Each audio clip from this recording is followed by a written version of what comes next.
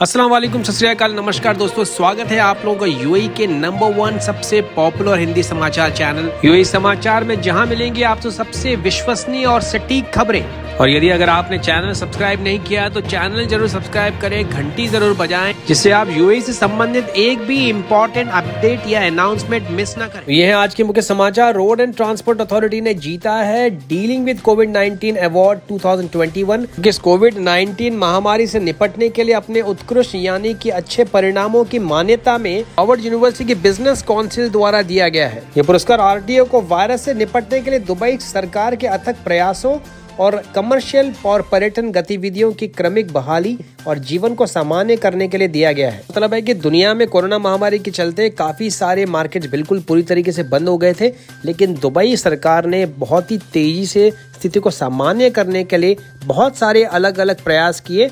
उसी के मद्देनजर ये अवार्ड दिया गया है हार्वर्ड बिजनेस काउंसिल की तरफ से। हार्वर्ड यूनिवर्सिटी बिजनेस काउंसिल हर साल ऐसे कंपनीज को, ऐसी ऑर्गेनाइजेशंस को ये अवार्ड देती है जो कि अपने सारे के सारे स्टैंडर्ड्स में खरे उतरते हैं, विश्व स्तरीय सेवाओं उत्पादों को प्रदान करने में सर्वोत्तम वैश्विक यानी वर्ल्ड क्लास स्टैंडर्ड को समर्थन करते हैं ग्राहकों की सेवा के हिसाब से। दूसरी खबर आबू धाबी से, योगा एक बहुत ही महत्वपूर्ण रोल प्ले कर सकता है कोविड-19 से तेजी से रिकवरी करने में। कहना है भारतीय राजदूत श्री पवन कपूर का। उपलक्ष्य में भारतीय दूतावास आबू धाबी की तरफ से इंटरनेशनल योगा डे के लिए काफी सारे कार्यक्रमों का आयोजन किया गया आबू धाबी में, और इसमें मेन ऑनरेबल गेस्ट थे शेख नाहियान बिन मुबारक अल नाहियान, जो कि यूएई के मिनिस्टर हैं टॉलरेंस और को एग्जिस्टेंस के लिए। शोध से पता चलता है कि योग की क्रियाएं बहुत ही सहायक सिद्ध हुई हैं ब्रीदिंग टेक्निक्स में, और रिकवरी का जो पूरा प्रोसेस है कोरोना महामारी के चलते वो बहुत तेजी से आगे बढ़ता है। अबू धाबी के रिट्स कार्ल्टन होटल में इस हाइब्रिड कार्यक्रम में 100 से भी अधिक योगा उत्साही शामिल हुए,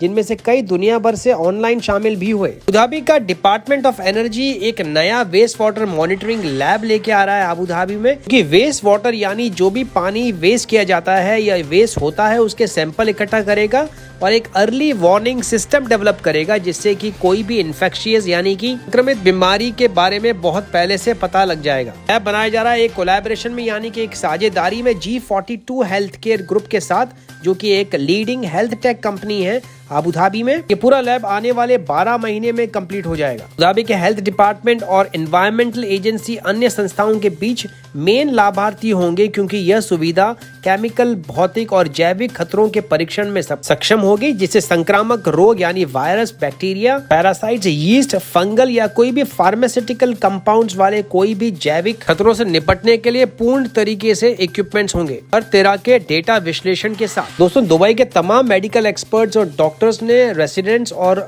नागरिकों से आग्रह किया है कि वो जल्द से जल्द वैक्सीनेशन लगवा लें, क्योंकि जो डेल्टा वेरिएंट भारत से निकला था, अब वो जीसीसी के अलग अलग देशों में भी उसके ट्रेसेस यानी कि लक्षण देखने को मिले हैं। जानकारी दी है वर्ल्ड हेल्थ ऑर्गेनाइजेशन ने अपने वीकली डेटा यानी अपडेट्स में।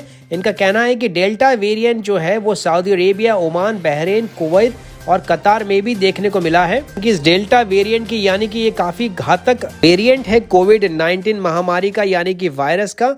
ओमान को छोड़ के बाकी सारे जीसीसी के देशों में इसके स्ट्रेन पाए गए हैं, देखने को मिले हैं। और ये घातक इसलिए है दोस्तों, क्योंकि इसके संक्रमण में आने के बाद में जो भी इंसान है उसके ऊपर इसका खतरा बहुत जल्दी बढ़ जाता है। जो अल्फा स्ट्रेन जो अभी तक सब में पाया जा रहा है उसके बनिस्पत हॉस्पिटलाइजेशन लंबा होने का खतरा भी बढ़ जाता है। हालांकि यूके में डॉक्टर्स ने कहा है कि फाइजर बायोटेक और एस्ट्राजेनेका वैक्सीन जो है काफी कार्यकारी सिद्ध हुए हैं डेल्टा वेरिएंट के प्रभाव को रोकने के लिए। पिछले साल 55,000 से भी ज्यादा लोगों ने अपना खून डोनेट किया है Abu Dhabi blood bank services में कोरोना महामारी के चलते। Abu Dhabi blood bank services इकलौता ऐसा ब्लड ट्रांसफ्यूजन सर्विस प्रोवाइडर है पूरे अबू धाबी अमीरात में। इसके पास में तमाम सुविधाएं मौजूद हैं ब्लड कलेक्शन प्रोसेस से लेकर अलग अलग अस्पतालों में ब्लड सप्लाई करने के लिए। जानकारी दी डॉक्टर मारवन अल काबी, जो कि एक्टिव चीफ ऑपरेशन ऑफिसर हैं Abu Dhabi health services company Seha में, और उन्होंने तारीफ करी समाज के सारे लोगों को जिन्होंने इस पूरे सिस्टम को सपोर्ट किया।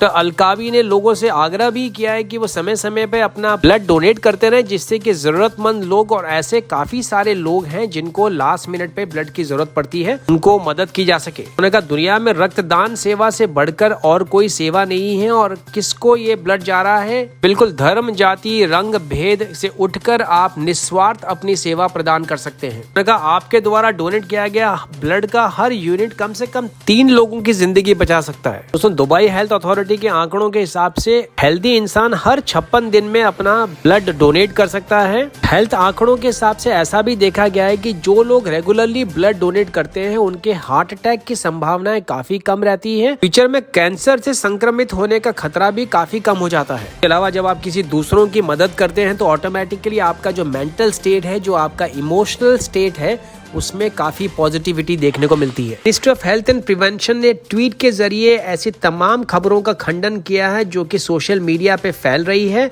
जिसमें एक महिला संयुक्त अरब अमीरात में कोविड-19 की स्थिति के बारे में बात करते हुए दिखाया गया है और दावा किया गया है काफी सारी गलत इन्फॉर्मेशन का, जिसका मंत्रालय ने स्पष्ट रूप से इनकार किया है। मिनिस्टर ने जनता से केवल सरकारी एजेंसी और उनके आधिकारिक प्लेटफॉर्म से समाचार प्राप्त करने का आग्रह किया है। उन्होंने जोर देकर कहा है कि जो लोग गैर सत्यापित यानी कि नॉन वेरीफाइड इंफॉर्मेशन साझा करते हैं पर कानूनी कार्रवाई भी हो सकती है और तकरीबन 3 मिलियन दिरहम का फाइन या 3 साल तक की जेल का भी प्रावधान है। दुबई के जेबल अली तट पर 12 मीटर और 15 टन बड़ी वेल की बॉडी मिली है। की जानकारी के लिए वेल दुनिया में सबसे बड़ी प्रजाति है जो कि पृथ्वी पे पाई जाती है। इस वेल की बॉडी बिल्कुल मृत अवस्था में मिली जेबल अली कैनाल के पास में दुबई पोर्ट की वर्ल्ड इमरजेंसी टीम को। के बाद में इस वेल के शरीर को बड़ी सक्सेसफुली वहां से निकाल के दूसरी जगह ट्रांसपोर्ट किया गया, जहां पे एक सेफ ट्रांसपोर्ट ऑपरेशन और एक कंप्लीट यानी कि पूरी ऑटोप्सी की गई के मृत्यु के कारणों को जानने के लिए। ताकि अभी तक इसके मृत होने के कारणों का पता लगा नहीं है, लेकिन सैंपल लेबोरेटरी में भेजे गए जिससे कि आगे की जांच की जा सके। पिछले 24 घंटों में कोरोना के 1850 नए मामले निकल के सामने आए हैं। तो मिला के टोटल इसकी संख्या हो गई है 6,12,029 और वही 1826 लोगों की रिकवरी भी देखी गई है,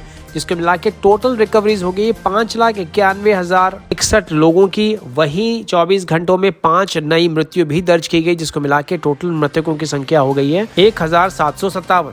मुख्य समाचार, अगर आपने चैनल सब्सक्राइब नहीं किया है दोस्तों तो चैनल जरूर सब्सक्राइब करें, जिससे आप रहें बिल्कुल अपडेटेड यूएई में होने वाले तमाम इंपॉर्टेंट समाचारों से। तो मैं बताऊं आपसे इजाजत, मैं मिलूंगा कल नए ताजा समाचारों के साथ। तब तक रखें अपना ख्याल। सत श्री अकाल, मां सलामा, शबा खैर, नमस्कार।